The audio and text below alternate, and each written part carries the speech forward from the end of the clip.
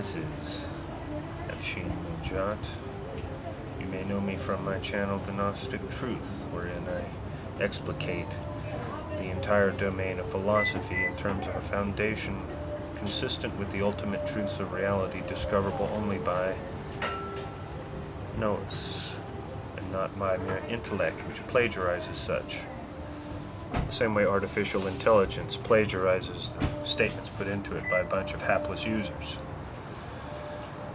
Well, I'm going to call this series the Fifth Column Report, because it's getting to the point now where what's taken for granted as the human domain, or the Tao of man, or human society, is really more like looking at one of Bosch's or Tesla's worst nightmares. When you look at the substance or the essence, when you look at the outward form as it is painstakingly presented, it is, by the very definition of fraud, an exemplification of such. You would know it as a racket. I can basically go through the phenomena in detail and enumerate each aspect or phase of the process by which I came to the conclusion, which is the only correct one, and I will proceed to do so in this ensuing series of videos, even though I am aware that covert internet topologies probably screen it from a multitude of appropriate audiences and simultaneously amplify filth that no one needs to see unless they wish to be further programmed on their way straight to hell. The beneficiaries in either case are the same. Those are the ones who have their finger on the cybernet control mechanisms that enable the so-called internet to act as a propaganda surveillance weapon.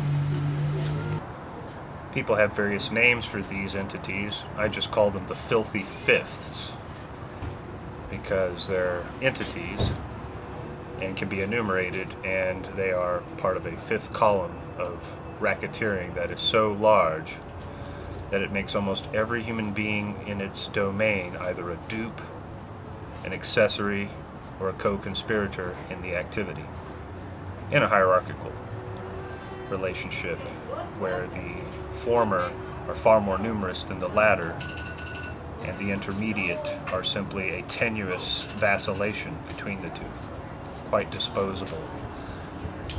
Ironically, the most disposable are, in form, those whose shells or flesh harnesses contain the most amount of energy which the system can use. But the primary beneficiaries have the least to offer to the functioning of the system, except as being the cavernous mouths which ever consume its produce. Thank you. Now, unlike the arch nemesis who would not like this information to reach its appropriate audiences, I don't intend to commit the heinous act of calumny by specifying what particular location I am in while giving this report. I'm going to leave the particulars of the location vague for now. The important thing is that the same structures, the same apparatuses which are present in all fraud are present to some degree here, which is empirically manifest to the point that it is undeniable to a reasonable person.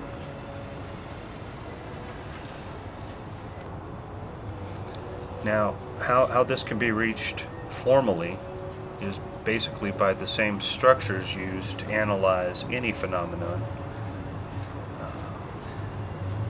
And so the phenomenology that will be taken into consideration here are any metaphysical and empirical evidence demonstrative of a racket, which is a specific form of injustice, essentially, that requires an asymmetry between what is manifest and what is produced, an asymmetry which operates against what is right.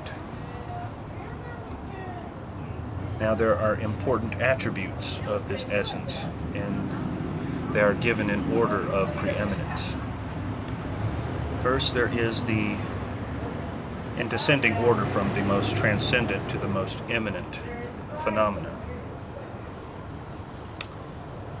First, there is the intent, or the will, which is always the harbinger of every manifestation.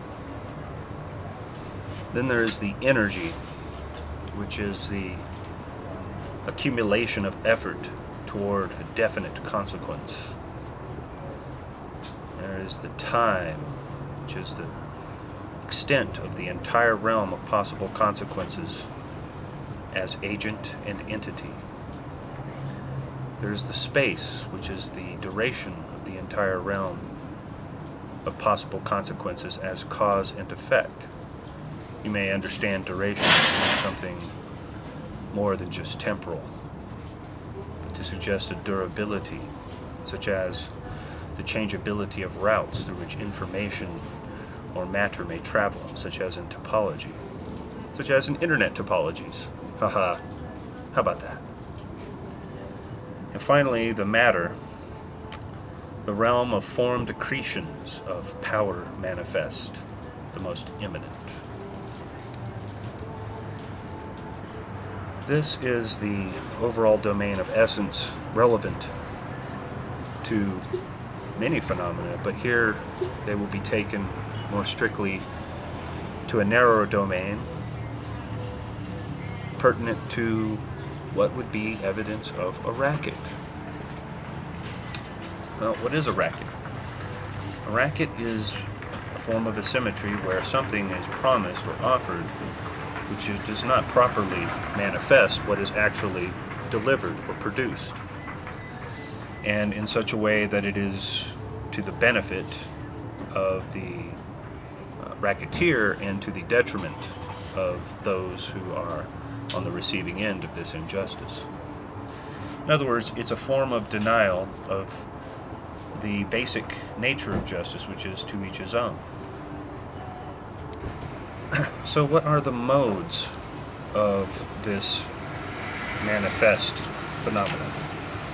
Well, modes are ways that essence reveals itself in different contexts, and through which, further, there are manners by which an evolution of a process bears fruit and reveals the ultimate essence in a new cycle of existence.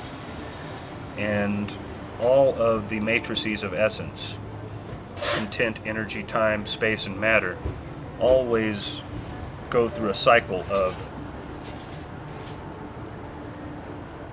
a manifestation or an immanentization which produces a realization of that ultimate essence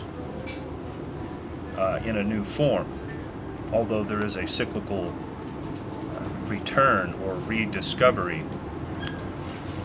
of that essence through that process. It's a fractal process, and there must be an original cause, or let us say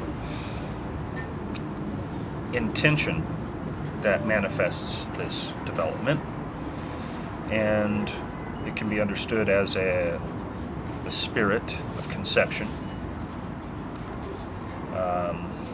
and through a certain initiation power, or power of command, or imperium, it develops into an action, which is an investment of energy that then further, through an engagement and involvement in further manifestation, leads to a ductus, or a inducement to manifest more directly, more proximally, which is a production.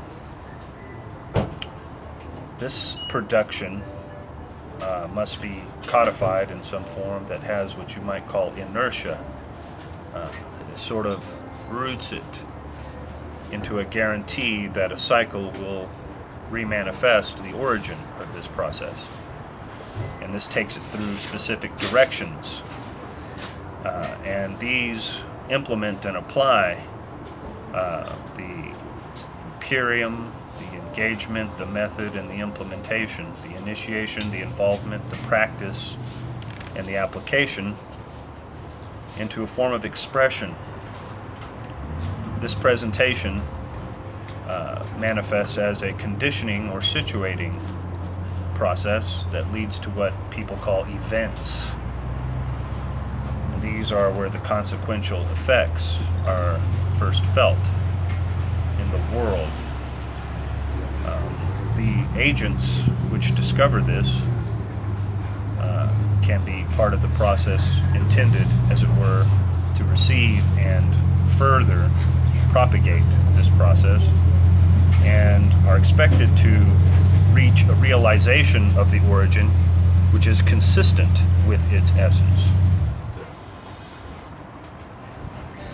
So there is a descent from the essence through certain modes. These are expressions of substance. They act, as it were, as a structural body through which this essence promulgates itself into expression. So their function is to enable the promulgation of the ultimate essence, and every further essence does the same. It recapitulates its origin. That's the actual meaning of reality. It is religion. It's gained a specious definition in worlds where, well, there's a suppression of that. And when that happens, there's some evidence for it. Anyway, so we see consequential effects, which are a result of a cause of a certain momentum of this expression of essence through these structures, which act as a scaffold through which and by which the constant production and remanifestation of that origin is possible. This is seen in the golden ratio. This is seen in various forms in the world in which we apparently exist. This evidence, if we were to encounter it, let us say, through forms with which we're familiar in these bodies, would occur first as an observation of impressions, perceptual and sensory. And this would enable the discrete appearance of figures and images, not necessarily merely visual, but any form of figment. And this, upon inspection, manifests an arrangement and a scheme proper to experience,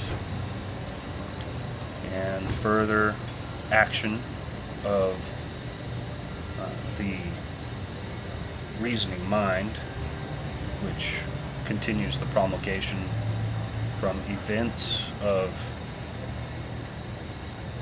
manifestation through the evidence of its experience, further through investigation of those arrangements and schemes, after having been duly inspected through experience, manifest order and pattern. These are sought, either validly or invalidly, properly or improperly, not only here, but there are distortions possible throughout the entire cycle. But this is where a lot of problems arise, because things are starting to get unstable for anything but the most appropriate path. Deviations here start to get extreme. Investigation requires more volition. You can even see it in lower animals, such as crows, for example. Any animal that has the basic apparatuses that even our human body has. And then, of course, we discover what should have been obvious from the beginning, but was clothed in a certain manifestation, and that is the reason or the cause. We realize that was the reason and the cause of our actions of the discovery. And this is the fruit of the ratio. The realization of what was to be immanentized, its immanence, recapitulates its origin, and there is a justification of the entire process. Any divergence from these would disturb any aspect of this process in a way that would reveal an asymmetry between what is manifest and what is produced. And this would have to be against what is right. For the flow of what is right, or urta, progresses simply from this originating essence through various cycles of self-discovery. No one denies this, although they merely pay lip service for the most part.